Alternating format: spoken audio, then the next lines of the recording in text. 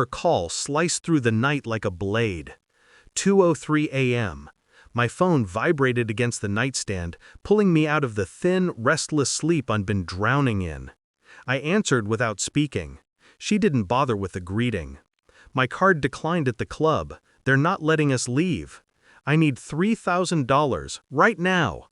Her voice was breathless, too breathless, like she'd been running, or dancing, or hiding. For a moment I stared at the ceiling, blank, silent, unmoving, while her words curled around me like smoke. I could hear music in the background, laughter, a man's voice. Then her urgent whisper, "Please, don't make a scene, just send it, it's nothing." My jaw tightened. Nothing? I thought about the unfamiliar cologne on her coat last week, the sudden late-night work events, the way she started sleeping with her back to me, shoulders tense, phone tucked under her pillow like a forbidden secret. I could hear the man again, faint but distinct, asking her if everything was handled. She didn't mute the call fast enough. The truth wasn't fully visible yet, but it was close enough to touch. I finally inhaled, slow and steady. "Call your lover." A silence slammed into the line. "What?" she whispered. I didn't repeat myself. I ended the call. Powered off the phone, let the darkness reclaim the room. And I slept, deeper than I had in months. Morning sunlight pulled me awake, sharp and unforgiving.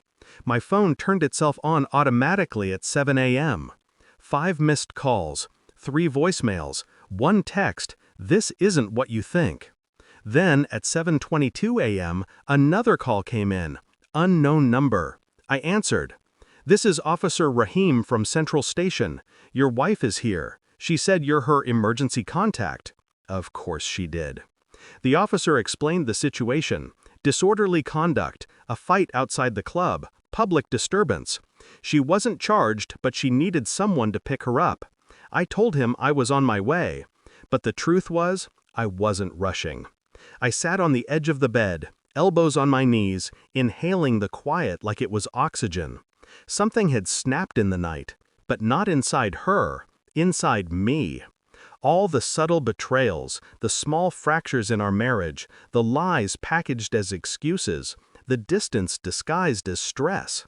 They lined up like dominoes the moment that man's voice reached my ear. I should have confronted her sooner. But confrontation gives the guilty a chance to prepare, to rehearse. Silence, however, silence exposes. And now she was exposed. At the station she looked small, mascara smudged, hair tangled, a bruise forming on her thigh. When she saw me, her eyes filled with something that wasn't guilt, it was fear.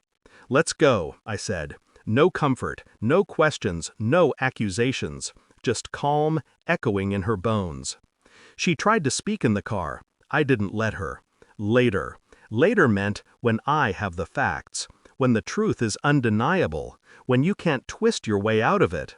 The betrayal wasn't yet confirmed, but my instincts had already accepted the verdict. Over the next few days, I became a ghost in my own home. Quiet, present, observing. Her routine changed. She stayed in more, hovered near me, watched me like she was waiting for an explosion. There would be none. Explosions are emotional, messy, predictable. I preferred precision. So I gathered information, phone records, bank statements, her rideshare history, her social media activity, quietly recovered from deleted archives. Every piece fit a pattern. But patterns weren't proof.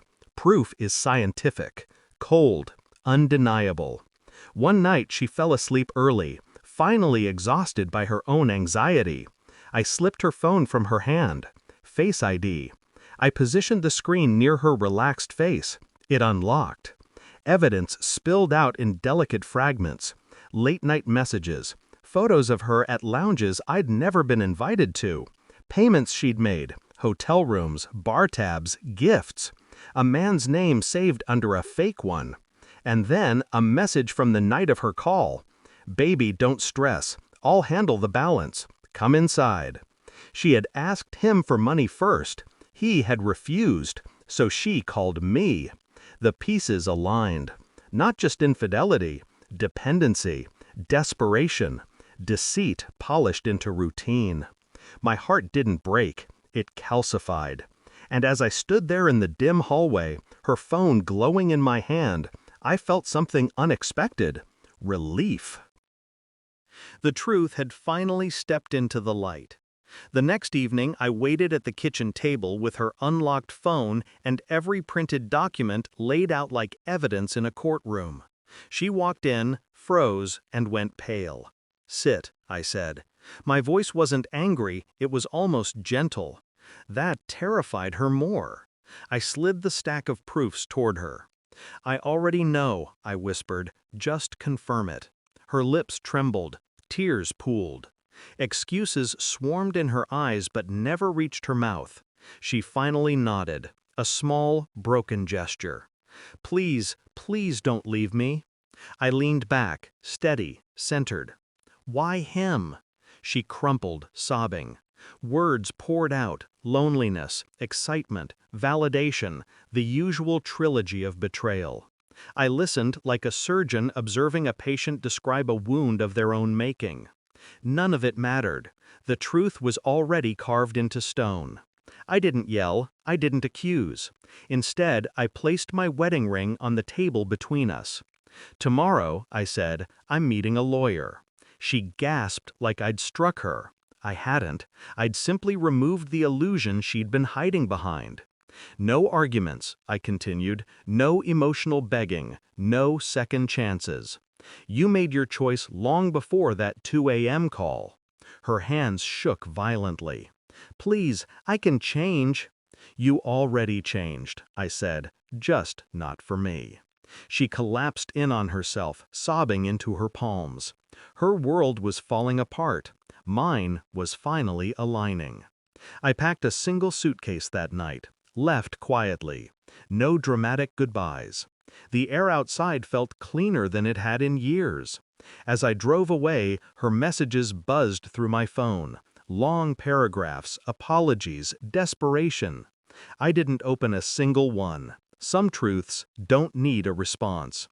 At the first red light, I powered off my phone, just like I'd done at 2 a.m. days earlier. Except this time, it wasn't an act of defiance, it was freedom. My final thought as I pulled onto the empty road: some people lose you in a moment. Others lose you the second the truth arrives. She lost me the night I slept peacefully for the first time in months.